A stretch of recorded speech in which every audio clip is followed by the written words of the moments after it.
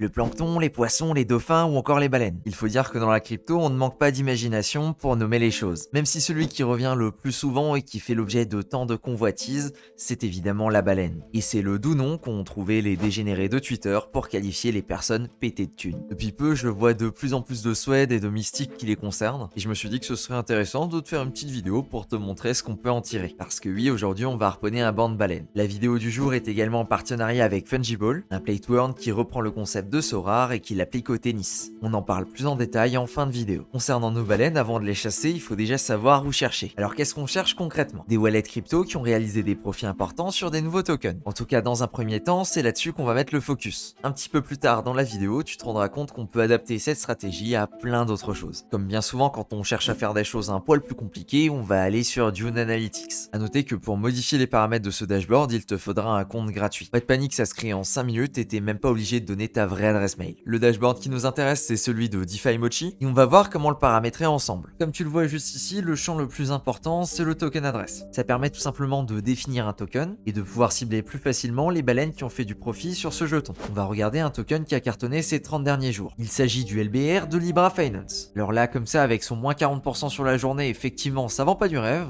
Et pourtant, sur les 30 derniers jours, il est passé d'un token à 22 cents pour un pic à 4 $. En deux mots, c'est un projet sur lequel les utilisateurs peuvent déposer de l'Ethereum ou du ST Ethereum, et ces fonds-là permettent de collatéraliser un stablecoin qui s'appelle l'EUSD. Et l'EUSD a la particularité d'avoir des intérêts plutôt élevés. Mais bon, c'est pas ça qui nous intéresse, nous on va tout simplement venir copier l'adresse. Ensuite, il va nous demander une date de début d'investissement. Alors comme on le voit assez facilement sur le graphe, ce qui va nous intéresser, c'est les personnes qui ont investi il y a environ 30 jours. Donc je vais mettre Start 30. Au niveau des décimales, on va mettre 18, c'est le paramètre par défaut, il n'y a pas besoin de changer. Et au niveau de la blockchain, on l'a vu à l'instant, on est sur Ethereum. Je vais donc appliquer mes paramètres, et les résultats là sont pas très pertinents, donc on va venir modifier le paramètre temps. On va plutôt prendre le 15 mai pour référence, et du coup ça nous fait environ 18 jours. Je vais donc changer, et je réapplique mes paramètres. Et je viens de me taper une queue monstrueuse sur Dune. À ne pas sortir de son contexte, merci. Alors on va tout de suite passer à la deuxième utilité de ce genre de stratégie. On est sur un dashboard que normalement tu ne connais que trop bien. C'est celui qui permet de faire un ranking sur les wallets qui utilisent Layer 0. Tu l'as peut-être remarqué, il y a certaines adresses qui se positionnent très bien. Et bien l'idée, ça va être de venir les stalker et de regarder ce qu'ils font de différent des autres. Alors évidemment, on va pas regarder ce que l'adresse qui a bridgé 72 millions de dollars est en train de faire, mais on va plutôt regarder ce que les adresses qui ont bridgé quelques dizaines de milliers de dollars, voire même quelques milliers de dollars ont fait. Pour ça, c'est plutôt simple, on va déjà commencer par copier l'adresse. Alors on pourrait s'amuser à ouvrir cette adresse sur quasiment toutes les blockchains possibles et imaginables, mais tu t'en doutes, c'est pas opti. On va donc tout simplement rentrer l'adresse sur des banques. Et grâce à ça, on peut déjà avoir une meilleure idée de l'activité de la personne. On va commencer par aller dans transactions, et ici, juste dans les premières transactions, on peut déjà voir quelque chose de très intéressant, on peut voir le LVL. Si tu n'as pas l'information, le LVL, c'est un token d'une application qui fonctionne un petit peu comme Vela ou GMX par exemple. Du coup, ça permet de faire du trading directement sur la blockchain. Et bingo, en faisant une simple recherche avec le ticker plus Layer 0, on arrive déjà à trouver des trucs plutôt cool. Ici, on apprend que le token est maintenant live sur Arbitrum. Alors nous, on l'avait vu sur la Binance Smart Chain, sachant que ça a été fait avec Layer 0, ce qui est mentionné juste ici, et bien il y a de très bonnes chances que le token soit un OFT. Du coup, un token qui suit les standards de Layer 0. Et comme tu peux le voir juste ici, on a bien visé parce qu'il a effectivement une fonction bridge. Alors c'est rien de particulier, c'est un bridge qui fait juste BNB Arbitrum et Arbitrum BNB, mais ça permet d'avoir une interaction en plus sur Layer 0 et celle-là, tu peux être sûr que très peu de monde va la voir. Et si tu veux confirmer ça, juste ici, on a le fameux Powered by Layer 0. C'est donc le gros avantage qu'on peut avoir sur des banques, c'est qu'on arrive à filtrer les transactions, peu importe la blockchain. On va regarder juste en dessous, il a fait une transaction avec du Cvol. Alors ça, j'ai aucune idée de ce que c'est, donc je vais chercher le ticker juste ici. Et dès le deuxième tweet, je suis tombé sur ce logo-là. Et si tu te rappelles, ça correspond bien au logo qu'on peut voir juste ici. Donc on va regarder ce compte Twitter, et déjà très bon signe, il y a plusieurs personnes que je suis qui suivent également le compte. Et on va regarder directement le site web. Alors il suffit d'aller en haut à droite pour voir qu'on est de nouveau sur une application qui est sur plusieurs blockchains. Et maintenant, on n'a plus qu'à trouver l'interaction qui fonctionne avec Layer 0. Alors pour le coup, ici, elle est pas évidente, donc je vais regarder dans la documentation. Et je vais chercher tout simplement Layer 0, mais ça nous aide pas. Alors je trouve pas tout de suite ce qui m'intéresse, donc on va retourner sur Twitter, et on va tout simplement rajouter Layer 0 à notre requête. Malheureusement, il n'y a rien qui ressort, cependant, on a encore plusieurs cordes à notre arc. Déjà, ils ont un Discord. Et malheureusement, même avec cette requête, j'arrive pas à tomber dessus. Donc peut-être une interaction qui n'a rien à voir avec Layer 0. Et comme ça, tu peux éplucher les différentes transactions du bonhomme et tu peux espérer tomber sur des transactions intéressantes. intéressantes, dans l'optique ici de farmer les transactions et les interactions sur Layer 0. Juste ici, on peut voir qu'il a utilisé Angle comme nous dans une vidéo précédente. On peut voir une transaction sur Seabridge, ce qui correspond à ce site, et on a juste à faire la recherche pour voir s'ils sont sur Layer 0 ou pas. Normalement, on devrait trouver l'information assez facilement dans la documentation en tapant Layer 0, et a priori, c'est pas le cas. Et grâce à ça, tu peux remonter les interactions de quelqu'un et tu peux espérer trouver des transactions intéressantes à répliquer. Regardons celui-ci avec un volume de 3700 $, mais beaucoup plus de transactions. Pareil, je vais copier l'adresse, je vais la rentrer dans des banques, et on va voir ce qu'il a fait comme transaction récemment. Et ici, on retrouve quelque chose qui s'appelle Woo Network qu'on a déjà vu passer chez l'autre adresse, donc c'est très clairement quelque chose à chercher. Donc en tapant Woo sur CoinGecko, je tombe là-dessus. On peut donc aller sur leur DEX, et ici, comme tu peux le voir, ça permet de passer d'une blockchain à l'autre. On est donc sur quelque chose qui est assez proche d'un bridge. Vu qu'il a vérifié dans la documentation que ça tourne avec Layer 0, et bien joué, juste ici, on a la validation. C'est donc une application de plus avec laquelle on peut jouer pour avoir des transactions sur Layer 0. Et je vais en profiter pour me faire un petit bridge vers Optimism avec du Woo. Tac, j'ai juste à swapper, je confirme, et je vais maintenant en profiter pour faire le même chemin, mais cette fois-ci en sens inverse. Départ d'Optimism vers Arbitrum, et cette fois-ci en Woo avec conversion en Ethereum. Et on va faire la même chose avec Level. Je vais donc en acheter vraiment un minimum en utilisant l'agrégateur de DeFi Llama, pour ensuite venir bridger vers Arbitrum. J'ai bien reçu et je peux transférer dans l'autre sens. Bon, tu t'en doutes, dans cette vidéo, je vais pas m'amuser à traquer transaction par transaction exactement ce que les mecs ont fait. L'idée, c'était vraiment de te montrer comment tu pouvais utiliser ça à ton avantage. Ça demande vraiment pas de compétences particulières, il te suffit juste de mettre du temps à contribution. Quant à notre première requête, malheureusement, elle est toujours bloquée dans la queue, donc malheureusement, ce sera pas pour cette vidéo. Parlons maintenant de Fungible, le sponsor de la vidéo. Il s'agit d'un jeu Play to Earn basé sur des NFT. L'idée étant de combiner des statistiques de joueurs bien réels avec des cartes virtuelles au format NFT. Les cartes sont donc évolutives et vont varier en fonction des performances des joueurs de tennis. Grâce à ça, tu peux créer ton avatar personnalisé en utilisant 5 stats différentes. Pour le moment, on en connaît déjà 4, le service, le score, le mental et le retour. Le 5e est pas encore connu et sera révélé au fur et à mesure de l'avancement de la roadmap. Pour créer un avatar, il faut du coup 5 cartes différentes, chacune représentant une compétence de celui-ci. À savoir qu'elles sont également classées par rareté, argent, or et platine. Pour participer au tournoi et donc au Play to Earn, tout va dépendre de ton avatar que tu vas personnaliser avec les 5 compétences. C'est donc crucial de bien choisir ces cartes. Les tournois suivent le calendrier officiel du tennis pro et il y a également des événements majeurs comme des tournois Master, Champion ou encore Challenger. À la fin de chaque événement, les nouvelles stats des joueurs sont calculées et le classement est réalisé en fonction de ces points. Et au sommet du leaderboard, il y a de l'Ethereum, des cartes NFT ou encore d'autres prix à gagner. On est au début du projet et à l'heure actuelle, toute la plateforme n'est pas encore en ligne. Cependant, il y a le lancement de la marketplace avec un nombre limité de cartes. Ces premières cartes sont vendues aux enchères directement sur la marketplace. Les enchères se terminant ce dimanche 4 juin à 21h. À savoir qu'il y a différentes raretés qui sont proposées et que les cartes sont plus ou moins chères en fonction de la rareté. Au moment là où je fais la vidéo, on est environ à 8 matic pour une silver, 25 à 30 matic pour une gold et 90 matic pour une platine. Sachant que ce sont les premières cartes, il y a également différents avantages, notamment une chance de gagner 2 billets pour les finales de Roland Garros 2024. Et ça, c'est valable sur ces 48 NFT. Et à prendre en compte que pour les NFT platine, la personne qui gagne l'enchère gagne également une raquette du joueur. Et oui, j'allais oublier de le mentionner, le projet est sur Polygon.